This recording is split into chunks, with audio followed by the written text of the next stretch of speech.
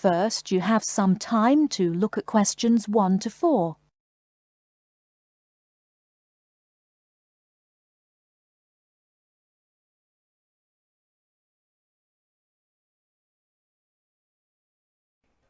Hello. Hello, is that Appleton 363? It is Harding speaking. Oh, I'd like to speak to the secretary of the Arts Club. Yes, speaking. Oh, hello. My name is Frances Drew. I just moved to the area. My classmate and we'd be interested in joining the Arts Club, but we'd like some more information, really. You know, about joining and the sorts of activities you do. Yes, well, what you want's our calendar. Ask at the library.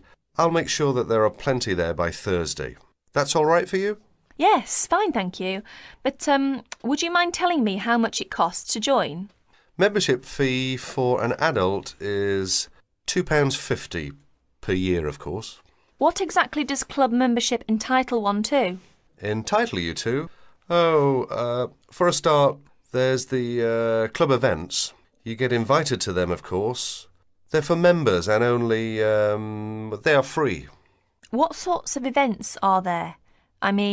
You'll see what they are when you get hold of a calendar. But, well, there's club evening, for instance, once a month, usually Wednesdays from 8 till 10. And whereabouts do you hold them? Club evenings, the beach pavilion. Do you know it? No, I don't think I do. It's not near the seafront, is it? No, up past the tennis courts on Park Avenue. You know where that is. No, I'm afraid I don't. We'd soon find it, though. Quite good. I don't know what your interests are. Music? Got any musical talents? I'm not sure about talents exactly. I like music. We both do. Do either of you sing? Oh, yes. We've both been in choirs. Well, there you are then. The club's got a very fine choir. Very fine. I'm in it myself, as a matter of fact. We have practices every Friday evening. And it's no good just thinking of joining if you can't make the practices. Before you hear the rest of the conversation, you have some time to look at questions 5 to 10.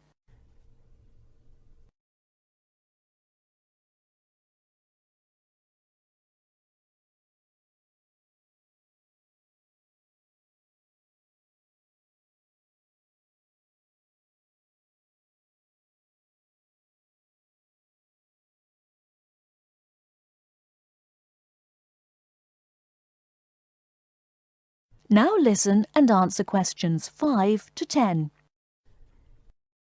What's the procedure? If we decide to join the choir or any of the other activities, how do we go about it? You can't get into the choir without an audition. As far as the other sections are concerned, members have to apply through the section's secretary in the first place. Yes, right. And the fee again, I've written it down somewhere. £2.50 each. And where do we send it? To you? No, I'm the secretary. It's the treasurer who deals with that. I'll give you his name if you want to write it down. Yes, please. His name is Hosegood. Hose and then Good. Yes. Initial P, address 3 Clay Hill, Appleton. Right. And it's all right to send a cheque? That's the usual, yes. Payable to Appleton Arts Club. Appleton, Appleton. Oh, and better put your address on the back as you're new. And incidentally, there's a newsletter out 3 times a year, just to keep club members up to date with what's going on. They're sent to everyone. That's good. Just one last thing. Would you mind telling me what the other sections are so that I can tell my classmate and we... The players, that's our act group I've told you. Choir, you know about. There's the gramophone circle, the music workshop, the literary and discussion group. Oh, that one meets in different members' homes. Then there's the studio workshop and, what have I missed out? Oh, yes, the art talks. That's the lot, I think. The Film Society. That's the other one. Got them all. Ah, yes, just about. Thank you very much. You've been very helpful. Not at all. Pleased to assist. And look forward to meeting you and your classmate at the club. Yes, thank you. Goodbye then. That is the end of part 1. You now have half a minute to check your answers.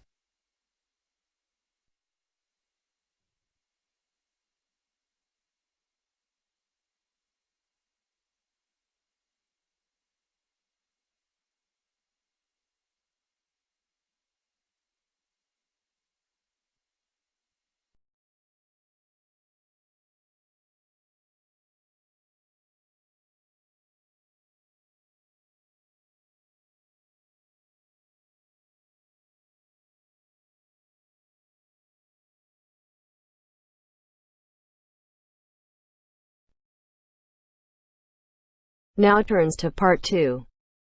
Part 2. You will hear a presenter on a radio phone-in show.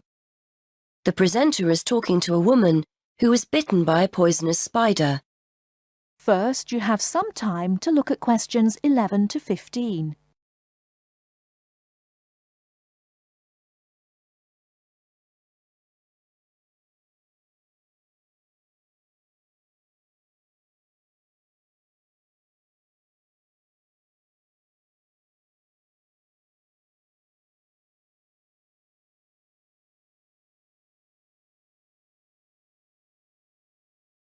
Now, listen carefully and answer questions 11 to 15. Today, we're continuing our Traveller's Tales. On the line we have Amanda Toddington, who had quite a nasty experience in Australia last year. Isn't that right, Amanda? Yes. My husband and I were on holiday and we were staying at a friend's house on the coast near Brisbane. It was towards the end of the holiday and I was about to go into the garden and enjoy my breakfast. I walked out into the kitchen, slid my left foot into my shoe and felt a tiny sting. It was pretty painless, but I shook the shoe off my foot and saw this tiny spider running out as the shoe hit the wall. Anyway, not being an expert, I presumed the worst, that I'd been bitten by something that was going to kill me, and I completely lost control. I don't think I've ever screamed so much in all my life. We'd been told beforehand to always check our shoes before putting them on, as it's a common way to get bitten. So I suppose it was my own fault, really. So what was it that had bitten you? Tony, that's our Australian friend, he immediately asked me if I knew what had bitten me, and I pointed to the corner of the room where I'd last seen the spider. He picked up a jar and found the creature in the corner where the shoe had hit the floor. "It's a redback," he said, and he gently placed the jar over the spider. The funny thing was, we'd been talking about some of the creatures we needed to be careful of a few days previously, and as he said the name redback, the conversation came flooding back to me. In particular, the fact that the bite can be extremely painful. I've found out since that the redback is from the same family as the black widow spider, and it's the female that does the damage, which it turned out was what I'd been bitten by. You must have been absolutely petrified. You can say that again. I remember feeling quite confused. I wasn't in a great deal of pain to begin with, and yet I could see from our friends' faces that they were concerned. Tony explained that the venom or poison of the bite spreads quite slowly, so the pain doesn't feel too bad at first. Gwen, Tony's wife, brought an ice pack, and Tony held it against the bite to make it less painful. Apparently, you're not supposed to put a bandage on the area, as this can make it hurt even more. Tony tried to put my mind at rest by explaining that this was quite a common bite, that the hospital would have an antivenom, and that everything would be okay. But I was beginning to panic. We were flying back to the UK the next day, and I really didn't know what to do. Before you hear the rest of the talk, you have some time to look at questions 16 to 20.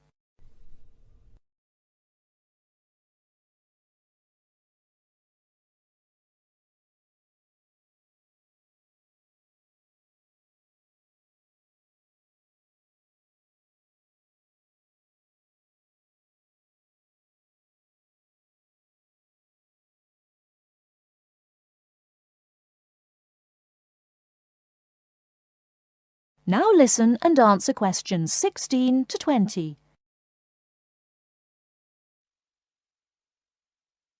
So what did you do? Well, Tony phoned the doctor, who told him to check my symptoms for the next hour or two. As time went on, the pain became very intense, from my foot right up to my knee. My husband was on the internet and was reading out the possible symptoms. I wasn't feeling sick, and I hadn't yet developed a fever, but I had a terrible headache, and my foot was beginning to swell up. At this point, Tony decided to take me to the local hospital to be on the safe side. I really didn't want to go, as I had visions of being kept in for days and all our plans being spoilt. But Tony and my husband insisted. When we got to the hospital, I was relieved to see how casual everyone was when Tony explained I'd been bitten by a redback spider. They told me to take a seat and got on with their work. And did you receive any treatment? By the time I got to see a doctor, the pain was very intense indeed, and I was getting quite upset. The doctor decided to give me a dose of an antivenom, which he assured me would eventually deal with the problem. Unfortunately, he also explained that it wouldn't have an immediate effect and the symptoms might last for several days. But the story has a happy ending. My husband managed to book us onto another plane 1 week later.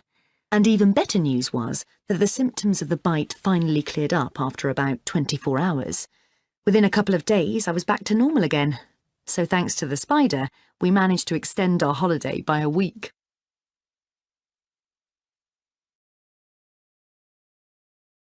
That is the end of part 2.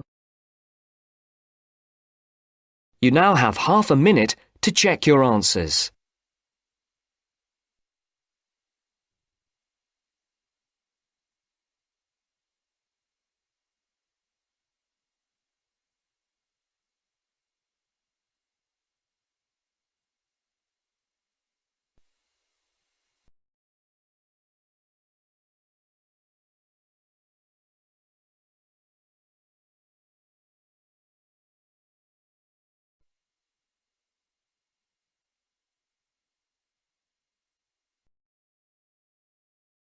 Now turns to part 3.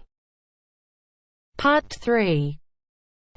You will hear a discussion among 3 students who are organising an international film festival at their college. First, you have some time to look at questions 21 to 24.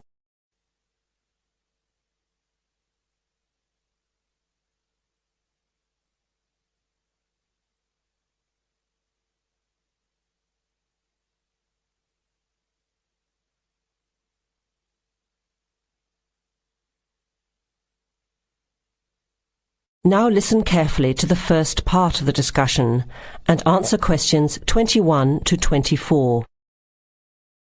Thanks for coming to this meeting on such short notice, Anna and Veronica. It looks like we have just become the organising committee for this year's International Film Festival. We've all just met, so perhaps we should start by an introduction with a bit of background from each of us. Okay, I'm Anna. I finished 3 years of a languages degree in Sweden, where I come from. This year I decided to study overseas to get to know a different part of the world. I'm also a big fan of European cinema, especially French and Italian. Those are the languages I majored in, along with English. To me, film is a great way to learn about the rest of the world. I was in the film club at my university, so when I saw the notice asking for volunteers, I thought it would be a good way to meet people and get involved in something I really enjoy. Thanks, Anna. My name is Veronica and I come from Italy. I'm doing graduate studies in English literature. I went to some of the films in the festival last year and enjoyed them. I especially liked the video interviews. That was when I decided to get involved. I used to do film reviews for our student newspaper back home. Hi, I'm Chris from Scotland and I'm in 4th year journalism. Cinema is my hobby. Last year I joined the organising committee just like you have now, and somehow this year I've ended up in charge. I'm actually able to use my coordinating work on the festival towards a credit for one of my courses. I have to write up a report on the festival with recommendations, so that's an extra motivation for me. So I hope this is going to be a good experience for us all. Okay, where would you like to start? How about a general overview of the festival? I don't really know much about it. Well, the film festival was started by International Student Society 5 years ago and has grown every year. It is held over 4 nights during study break, Wednesday to Saturday. Normally we show 3 films a night. Last year we tried to choose films from different parts of the world that fit together in some way, maybe a similar theme. Or we could feature a type of film like action films or science fiction. Now you have some time to look at questions 25 to 30.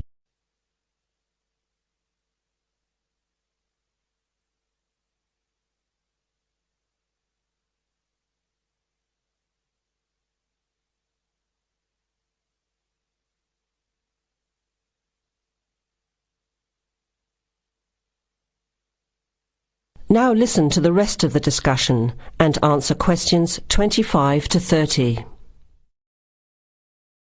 Who picks the films? It's up to us on the committee to decide. You mean we get to pick all the films ourselves? What a hard decision. There are so many to choose from. Well, that's the fun part. We have this catalogue of independent distributors. The films are listed by language and have a short summary. We just have to go through it to find a good combination of films that will attract an audience. Veronica mentioned something about interviews. How does that fit in? We set up cameras in the foyer of the theatre and did live interviews before, during intermission and after the screening. Anyone from the audience could come up and talk about the film. The Broadcasting and Journalism School set it up and ran the interviews. They were shown on big screens around the lobby and in the theatre. It went over really well. We had a long lineup of students waiting to be interviewed on TV. Everybody wanted their minute of fame. Great idea. Yeah, it worked really well. We should certainly do something similar again. Maybe even develop the idea further, like a website with audience reviews and discussion, so we can get as much participation and involvement as possible. Hey, that's a good idea. Can I ask a question? None of the films are in English, right? Are they dubbed or subtitled? Well, we do occasionally choose a film in English, but only from unusual places where the dialect is so strong they sometimes need subtitles, like the Caribbean or even Scotland. The majority of films in the festival are foreign language, dubbed in English. We've learned from experience that students don't like reading subtitles. Maybe they read too much already. Whatever the reason, the subtitled films get smaller audiences, so we avoid them as much as possible. So how large an audience can we expect, and how much does it cost to get in? It costs $5 per film or a $20 pass for the whole event. All 12 films for the real movie fan. We would have broken even last year, except for a bad storm on the Friday night. We almost had to cancel the whole thing. But overall, we had a good turnout. More than 2,000 people in 4 days. Oh, that's what I was wondering about. The financial part. Where does the funding come from? What kind of budget do we have? The festival is subsidised by the Student Council. We generate money through advertising and through admission charges. We'll go over the budget in details a little later, but we've got lots of work to do in the meantime. I guess we have to start pretty soon. Well, I think by the 1st of March at the latest. We need to select all the films. Then we have to find some advertisers to sponsor the event. That shouldn't be too hard. We'll just start with last year's list. Our deadline for that should be the middle of March. By the end of March, we need to design the programme. Then we can get posters made up and distributed in April. Like you said, we need some clever promotion, something to generate interest and get people talking. We have 4 months to get ready. It should be enough time. OK, where do we start? Let's start by talking about films, since that is the best part, and see what we come up with. What was the best film you saw last year?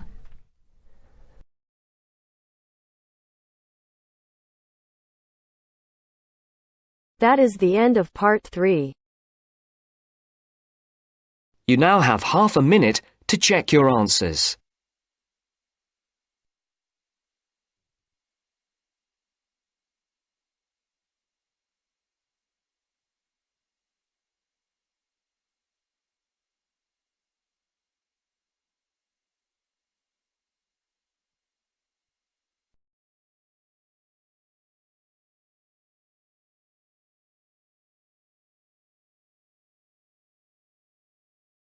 Now turns to part 4.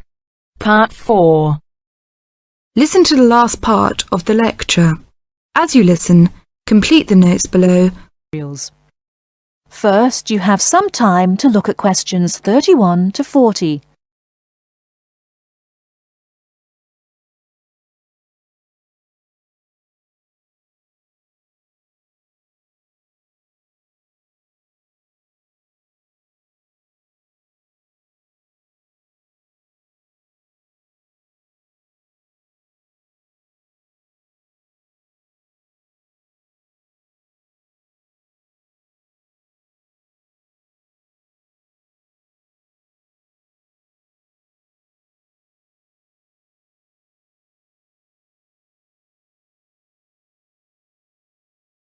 Now listen carefully and answer questions 31 to 40.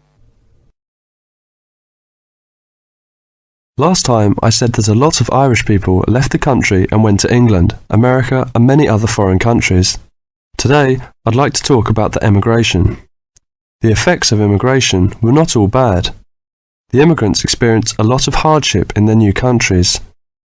There is a famous story about a park in Shanghai, where Chinese and dogs were not allowed. Well, in England, until into the 1950s, signs for jobs sometimes read, "Irish need not apply." The immigrants often experienced discrimination, but they formed many organisations to look after their fellow immigrants. Many of these organisations later became very important. In America, the Irish chose politics as the way forward, and significant cities were controlled by Irish politicians.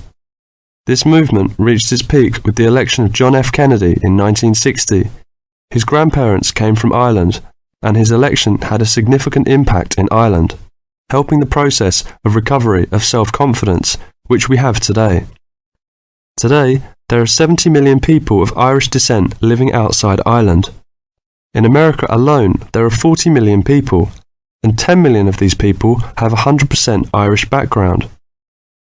They carried the culture of their home country with them and adapted it to their new home. They made changes which would be unthinkable in the home country, and we often laughed at the Yankees' Irishness. In fact, any immigrant who came back to live in Ireland, often after many years, found it very difficult to fit into Irish society again. They had been changed by the experience. These immigrants have always had an interest in the old country. The American letter was a letter containing dollars sent back to one's family. More recently, President Clinton has been very influential in bringing peace to the north of Ireland. Riverdance itself was the idea of a dancer who was American, who applied American methods to traditional dancing, and the fusion was immediately popular. Modern Ireland has been able to use the disaster of the last century to learn modern marketing techniques and apply them, without at the same time losing what is distinctive about itself. Riverdance is a demonstration of that distinctiveness. That is the end of part 4. You now have half a minute to check your answers.